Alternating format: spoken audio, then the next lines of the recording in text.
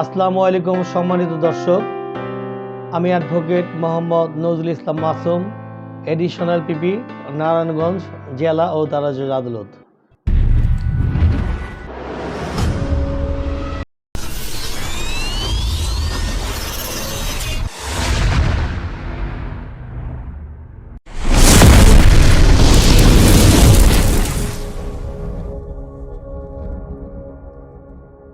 আমি আজকে আপনাদের সাথে একটি বিষয় শেয়ার করতে চাচ্ছি।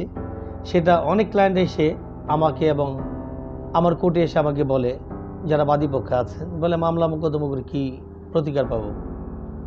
আসলে আমি তাদেরকে বলতে চাই, আসলে আপনারা যদি মামলাটি যেদিন এজাহার করবেন বা ফাইলিং করবেন, আর্জি দাখিল করবেন, সেদিন থেকে লাস্ট পর্যন্ত আপনাকে মামলা পরিচালনা করতে হবে, চালিয়ে যেতে হবে, সাক্ষী দিতে হবে। তাহলে আমি আপনাকে বলবো 100%, 100% আপনি আপনার মোকদ্দমায় বেনিফিট পাবেন।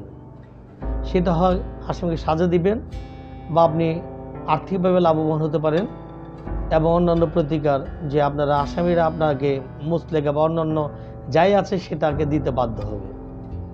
আমি এই বিষয়ে একটি বলতে চাই যে একটি সন্তান, একটি গাছ আর একটা মামলা।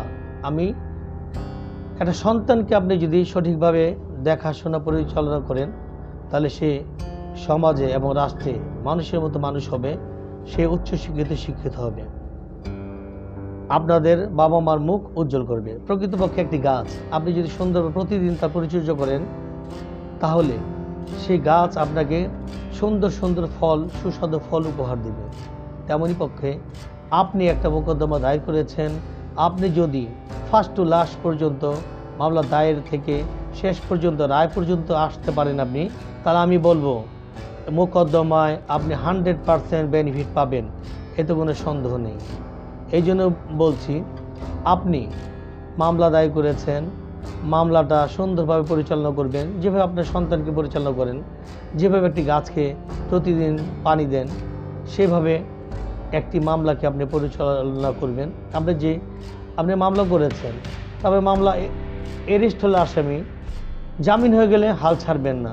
একটা মোকদ্দমায় জামিনই সব বিষয় না, মামলার শেষ পর্যন্ত হচ্ছে রায়। আপনি প্রথমে এরেস্ট হলে রিমান্ড চাইলে রিমান্ডে অবজেকশন দিবেন, জামিনে অবজেকশন দিবেন, তবে জামিন পেতে পারে।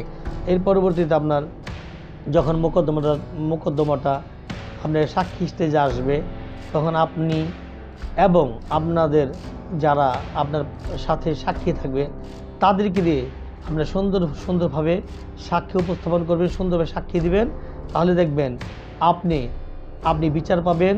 আপনার ক্ষতিগ্রস্ত আপনি যে কোনো পক্ষী হন, আপনি বিচার পাবেন 100%, এটা আমি বলতে পারি। কখনো বলবেন না যে মামলা করে কী হলো, আমি কিছুই পেলাম না। সবাই ভালো থাকবেন। আবার অন্য কোনো ভিডিও নিয়ে আমি হাজির হব। আসসালামু আলাইকুম ওয়া রাহমাতুল্লাহি ওয়া বারাকাতুহু।